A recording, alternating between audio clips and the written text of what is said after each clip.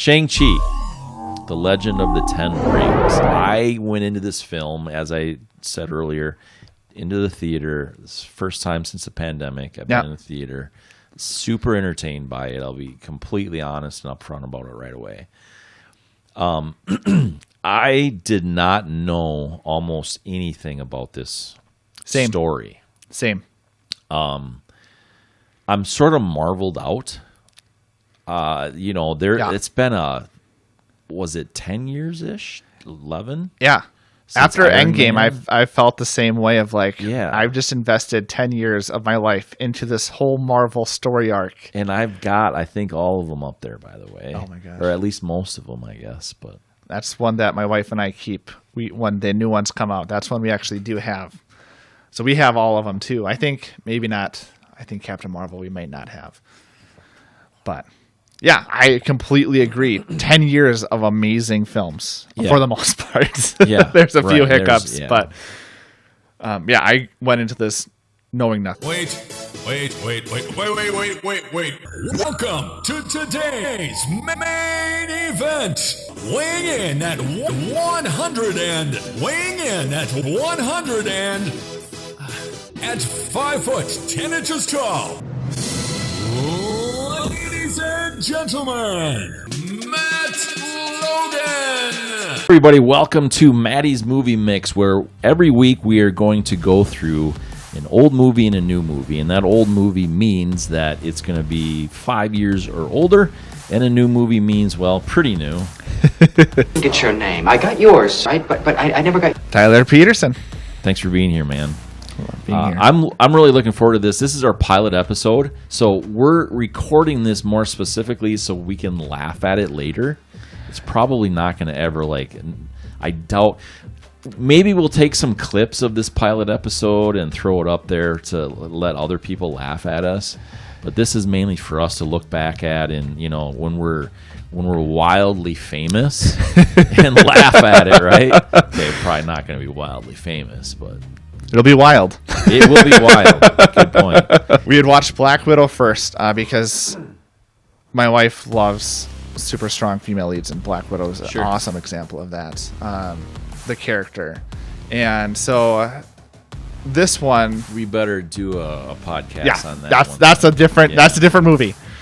So then we watched that one in theaters, and I was like, well, it was so nice being back in theaters with the surround sound, just the atmosphere, the smell of popcorn on the floor and everything. And I agree. So my wife and I get done with the film. We really want to watch another one because we had this withdrawal, and it's like all of a sudden we went back and we were like, we just need more. And so I remember Shang-Chi coming out. I was like, well, there's the other Marvel film that's coming out in 2 weeks. We could go watch that, and that's basically all of the understanding I had going into it. Going into it, I basically knew that the actor, and again, we didn't take notes on purpose, and we'll talk about more who the actors are in future episodes. But the actor, he's new. Yep. And that's always really scary to me. I mean, Star Wars, we talked about Star Wars briefly. Right. That is a primary example of actors that were not known. Absolutely insane. Some of them didn't do very well. Right. Some of them did extremely well. Yep. But so you go into it, and there's some other films I can think of too, but you go into it, you're thinking, brand new actor, it's going to, I don't know. I suppose all these other people, Michelle... Yeoh, or what's her name, was in it, the aunt. I can't remember, Michelle something or another, but I think when I see her name up there and Ben Kingsley and some of those, I'm like, okay, it's going to be a good film because they're there. Right. But a new actor, I'm going into it and I'm like, yeah, he's probably good at martial arts, and that's great. He's probably, he probably looks good with his shirt off, and what Marvel character does not look good with their shirt? Exactly. And so I was excited about Awkwafina.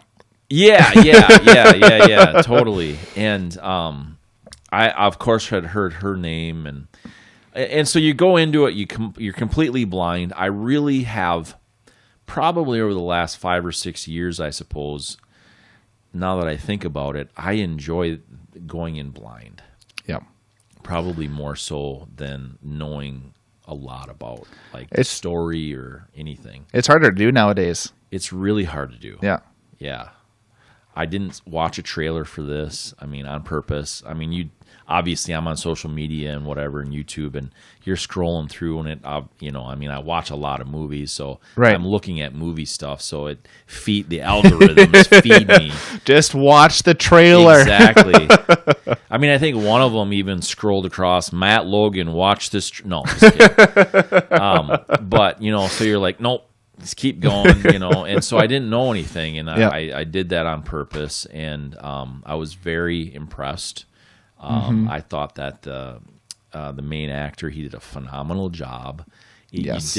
He did not look like a rookie actor No. in a major motion picture, which was really fantastic. Agreed. Again, I didn't fall asleep. I learned.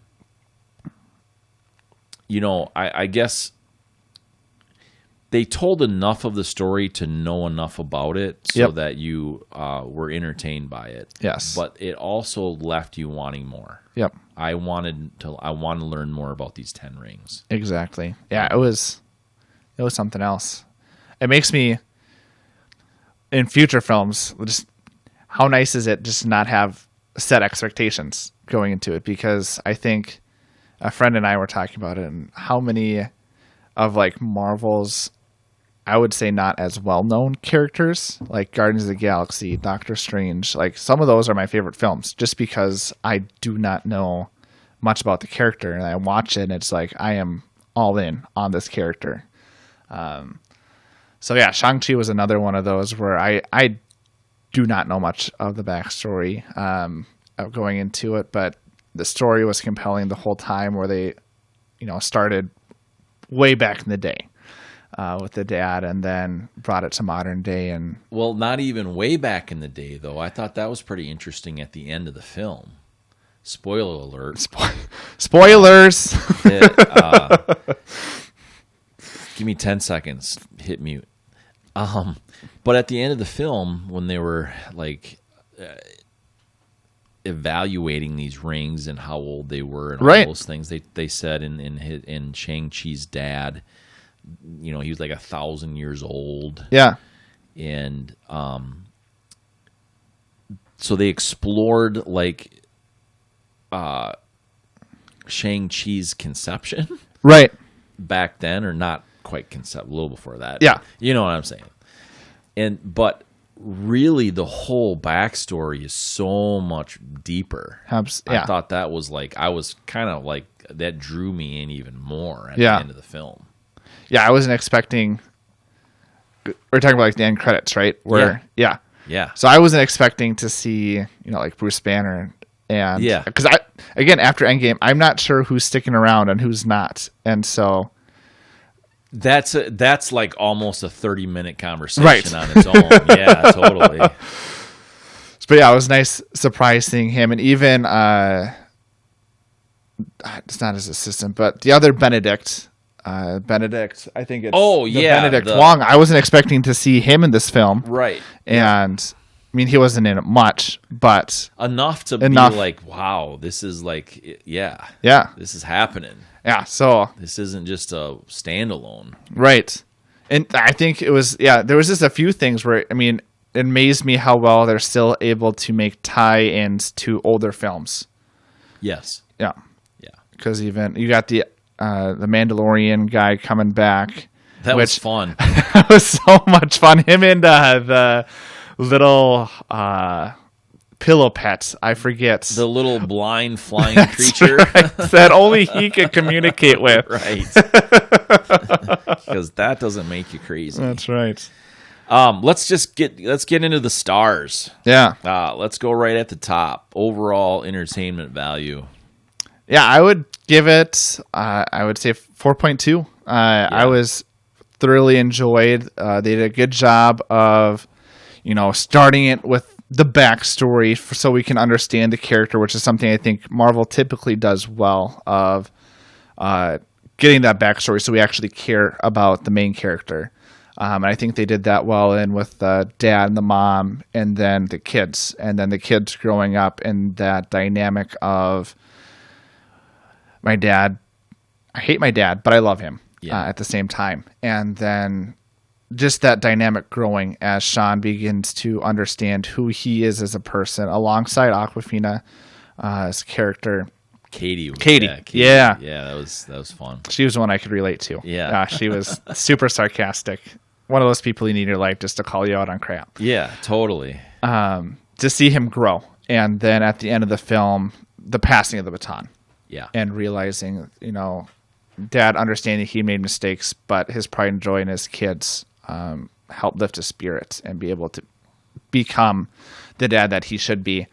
So yeah, I was thoroughly entertained. There was good action sequences. One of my favorite parts was between Katie and Sean of, we could go to bed or karaoke. Right. And how they tied that in a couple of different times was really good. Yeah. So, yeah, I thoroughly enjoyed it. How about you? I'm going to give it an even 4. The reason for that is there are some scenes I think they drew out a little bit longer than they needed to. Some storyline stuff that I get was sort of important, but they could have condensed it quite a bit, in my opinion. Yep. I don't want to sound like that, like being negative about it or critical of it, but I do think that's an important piece in a film for me. Yep. Is where they could have cut it 2 or 3 minutes. Yeah. And it would have the pacing. Yes. Where it would have just made a big difference. Yep. They just took a little too much time to tell this. Mm-hmm. I did, however, like how they brought the sister into it. Yep. But on the same time, that's where I think some of that story got drawn out too, is how the sister trained herself. And, right. They did that in a really good way, except for when they had to actually say it. Right. Like, we understood that as the movie was progressing. Right. That she was training herself. And watching. Yes. Yep. And because she was watching and observing. Yeah. Shang Chi being trained. Yeah. And so they didn't need to say it. Yeah. I don't know if you remember that, how they kind of made that whole scene. I trained myself. Yeah, and then made a whole big deal out of it. Yep. And I was really impressed with how she did train herself. And that's, I thought to myself, honestly, when they were showing those scenes, I was thinking, yes, this is exactly what they need to show more of, is people just going out and figuring out how to do it. Yeah. They go and watch and they learn, and you don't have to have somebody come in and tell you what to do, but you can watch it on YouTube nowadays or whatever, and you go do it. The self-drive. Yeah, totally. And I really enjoyed that piece of it, so they didn't have to say it. Yeah. And that's kind of what I mean by the scene being, that whole scene. They didn't even need that. No. It explained it very well otherwise. Yeah. So that's kind of what I mean by drawing certain things out. Yeah. Or the mom too, Shang-Chi's mom was killed. That was a little long. Yep. You can really get the points of those things with, you could cut 1.5 minutes, 2 minutes out of there. Exactly. In my opinion. And again, I don't mean to be critical of it. I just think that some of those things to me are really important. Yep. Like, you can say so much by not saying certain things. Yeah, and I think that's a hard thing to do in a film, of understanding how do I get the point across, but I'm not spoon feeding it either. Yeah. And so there are definitely points where they did it really well, but at other times of like, well, we've seen this, we know what's going on. We already understand this. You don't have to, the wheel's already gone around a couple of times, and it doesn't need to keep going around. And yeah, for sure. So let's go to score. So beginning when I watched this, I knew it eventually would probably review it at some point, but I didn't necessarily go into it thinking about that mindset. And so there were parts that I do remember. I always think it's fun when they tie it into other I always like big cinematic universes where what Marvel can do with, you have the Avengers theme, you have, there's a lot of different themes you have going into it. I think I remember hearing a few that would pull in this film. That they sounded familiar. Right. Yes, absolutely. I think that's important, and I think they do that well. I didn't, again, unfortunately, pay attention well enough. I don't feel comfortable giving a score at this time. Yeah. I would definitely have to watch it again. On the score. That's right. I agree. I'm with you on that too. There's a couple times in there I did really like, wow, that's some good music, and you feel the intensity during those fight scenes. Yeah, and the bus music. Yeah, was phenomenal. That was another fun scene. Yeah, that was a really fun scene for sure. So I agree. I can't give it a score on the score. I'm gonna dig right into the costume design. I thought the costume design. I'm gonna give it a let's do a 4.3 on that. I thought they did a really cool job in what was the name of that city that the mom was from? Oh yeah, the portal that they went to. Lo Tao or Tao Lo, yeah, or whatever it was. But I thought that was fun. With the dragon scales. Yeah, which was the bows and the knives and the sticks with the dragon scales on it. That I thought that was very, very good. To me, it was visually entertaining. Yep. Eye candy, as some people. That's right. Well, the red sheen of those scales was definitely. When it's like at the candy store, you're like, ooh, shiny. Exactly. Yeah, totally. And then what was kind of fun too was some of the costumes in the fight. I noticed when they were in the building for the fight scenes and stuff where the sister. I thought some of those costumes were pretty good.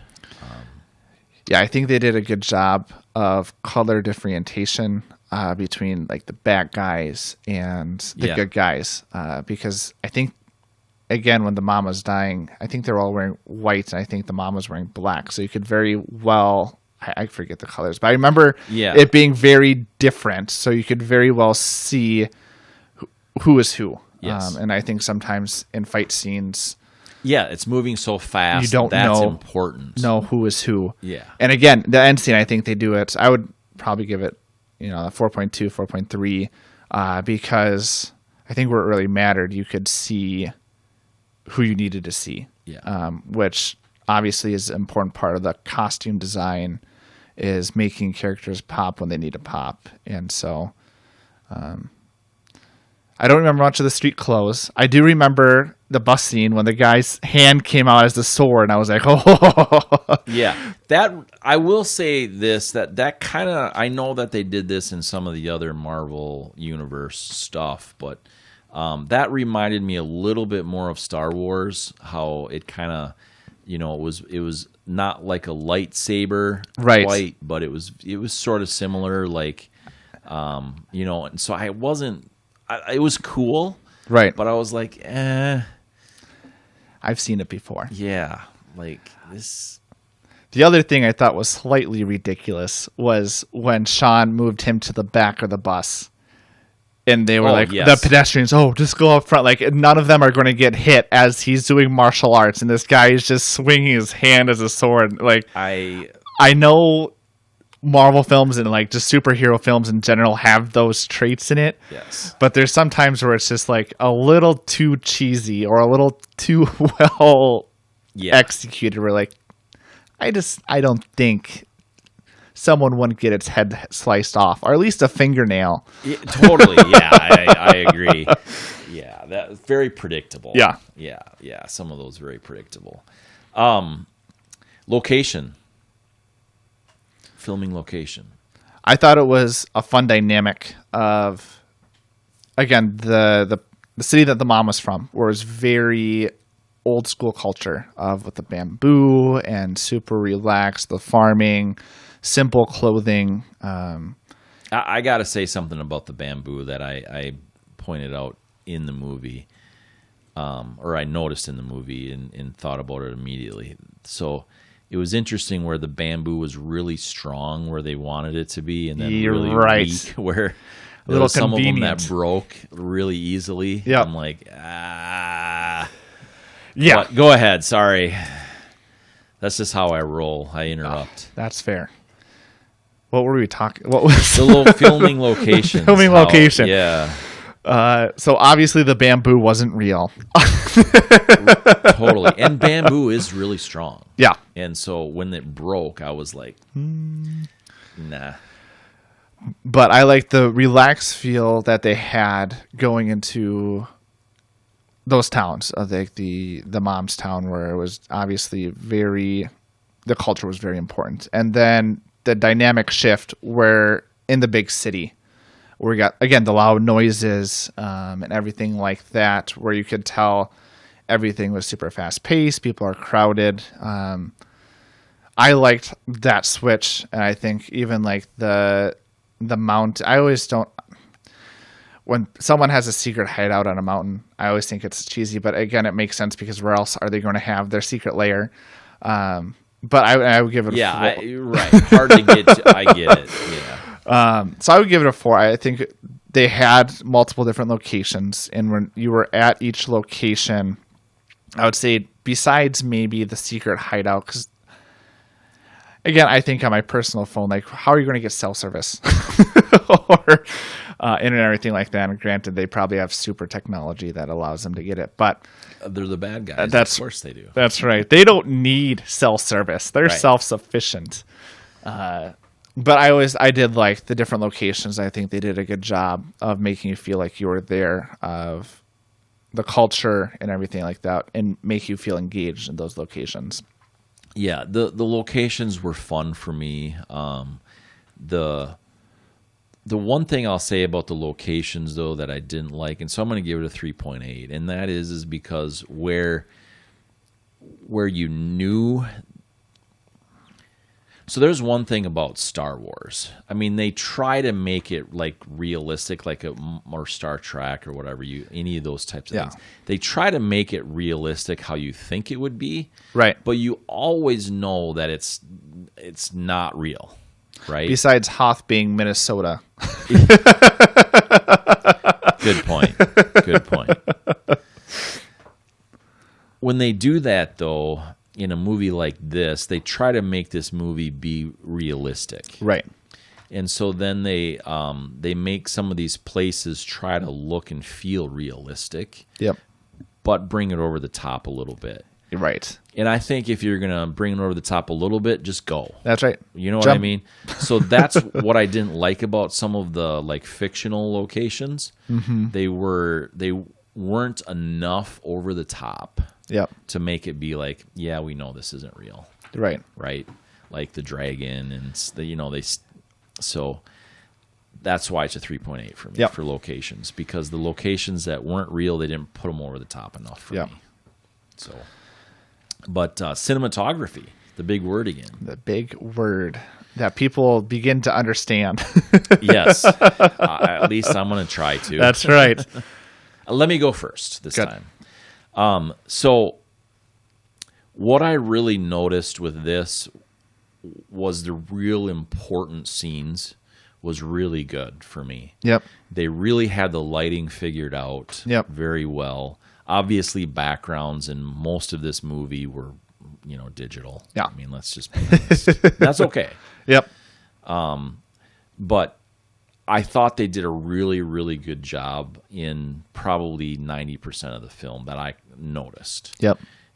So I'm going to give it a 4.5 because they paid attention to that kind of detail, the close-ups and, where they wanted the shading to be and all of those things. Yeah. So that's what I'm going to give it. Yeah, I think the resources that they have to make those shots just stunning, and really being able to get the director wants this shot and they know exactly how to get it. In a big budget film like Shang Chi, they're obviously going to pay attention to those details, because I think that really is a big part that engages the audience. And so yeah, I think I would give it a 4.5 as well. I think they did a great job of understanding the direction of the film and how to get those shots to convey it. And so even like at the end when the dad was dying, like you could focus in on him, and then the passing of the rings and everything like that. I thought was really well done. And that was interesting. Let me say, I interrupt again, but I think it's important. Yeah. Otherwise, we'll move past it. And I think for the ring part of it, it was very interesting. He controlled the rings right before they were passed to him. Remember that? Yeah. So he was, doing the voodoo stuff or whatever. Like what his mom did when they first connected. Yeah, and so he then, they were blue on his dad, and then orange, kind of a goldish. I think it was it more orange? Maybe, I don't know, but yeah. Anyway, so he started to control the rings. Yeah, there. Yeah. Here's the picture we can see. I was like, I think it's there. Yeah, so kind of the blue on the dad, and then kind of it's like reverse Star Wars. Yeah, exactly. Yeah, so he was doing that whole and controlling them. So that was interesting to me because the dad then didn't have a choice but to pass him on. Yeah. Or the kid was going to take him anyway. Right. Type, you know what I mean? Like, does that make sense? So I thought that was interesting. Yeah. An interesting dynamic. I thought it was interesting Sean didn't just take him either. I think because he gave him back, didn't he? He gave him back. Right. It was kind of like that, I'm going to give you an opportunity to do the right thing. Right. Thing. Yeah.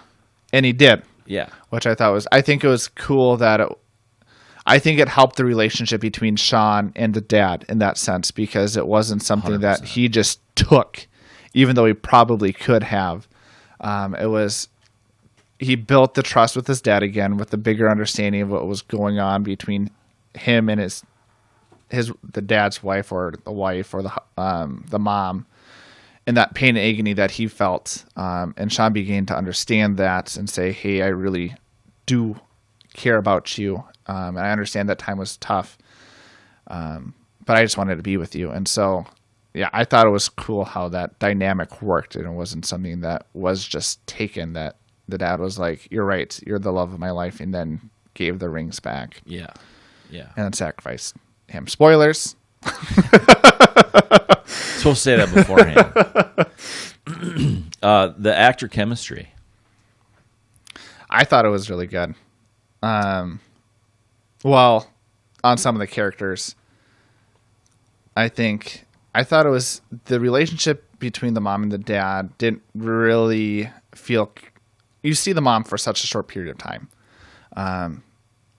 and so it was hard for me going with the backstory that he had like thousands of years where he was just taking control over everywhere. Meets this woman, and they did a dance and felt a connection. And then basically the mom died, but you then don't see a lot of scenes after that with them connected. And so I think part of it would have been nice if you could see a little bit more of that. Fake news, right? Yeah, that right. whole first, that's just, that did seem very unrealistic. Yep. The bad guys coming to, heard about this secret location and blah, blah, blah. He's going to come take over. And gives up everything. So what happens to his empire during that period of time? Yeah, and then all of a sudden has it back. Right. So that was the one part, the character relationship, that I didn't fully agree with. But then again, going with Katie and Sean, that relationship seemed really genuine. Awkwafina has a very obnoxious character where rarely do you see it that like just expressive like that. But I would probably give it like a 3.7. I thought, again, some of the relationships, like the Mandalorian character, and again, I think it was it Kevin? Wasn't something ridiculous? I forget what that pillow pet name. Yeah. I don't know. Yeah. So there are things like that I thought was really funny. And the sister character seemed realistic, besides some of the drawn out parts where it wasn't necessary. but then I think it comes all together at the end, between the mom's sister, the dad, Sean's sister, and Awkwafina, all really understanding their purpose of what they're doing and celebrating that Sean and the sister was able to make it back to their homeland and everything. So I thought, again, the end was phenomenal, but I thought some of the steps to get there either felt a little bit forced or not genuine of how it actually worked. Yeah, I'm right there with you on that, on almost all of it. I'd probably, I'm just going to do a 3.9 just because. It's had to be different. Yeah, it had to be different. But so when what's his name? I think it's probably Benedict Wong. Yeah, I think is who we're talking about. Who, some of the scenes that he came into, I thought were a little clunky. Yep. But super fun. Yeah. And so I just didn't feel that chemistry, and maybe they did that on purpose. Right. It was hard to see hard to read, I should say. Yeah. Because when you saw it, it was like, are they doing this on purpose and clunky, a little, but the obnoxious portal that you can just get anywhere. Yeah, but then they had the karaoke. Yep. So it was like, it was a little confusing. Well, how can you not bond over karaoke? No, totally. but then the other parts were like clunky, so it wasn't as so. So that's a 3.9. I think his character for me is just a hard one to understand, because even in Doctor Strange, he would have times where he's super serious, of I got to be studious. We have a task and we have to stick to it. But then so I just think there's like an inconsistency with this character, because he does then sometimes do the ridiculous fun things. Yeah. Where I think he kind of comes off as like a doof. Yeah. Like not paying attention. Right. In Doctor Strange. Yeah. And some of that. So yeah. So I think then going now into Shang-Chi, we're still dealing with that inconsistency of like, now he's leading. Right. Yeah. So who is he really, and what's his personality like? So hopefully that will be explored further on, so you can get something consistent. But yeah, I agree. Yeah, totally. Well, hey, that wraps it up. If you're watching, thanks for watching. If you're listening, thanks for listening. We will be back again next week to evaluate, chat, and talk about. Chat is the same thing as talk about, isn't it? They're different words. They're different words. I could have just. They can't just mean the same thing. Yeah, they can't. Maybe it's the English language. They have to mean something slightly different, slightly so you can use them both. We're gonna do this again. And chat. Make sure you hammer the like button. Hammer out a comment if you would also give us like 5 stars. Should we ask for 5? Let's go all the way. Yeah, we got to dream big. That's right. Appreciate you being here. See you next week.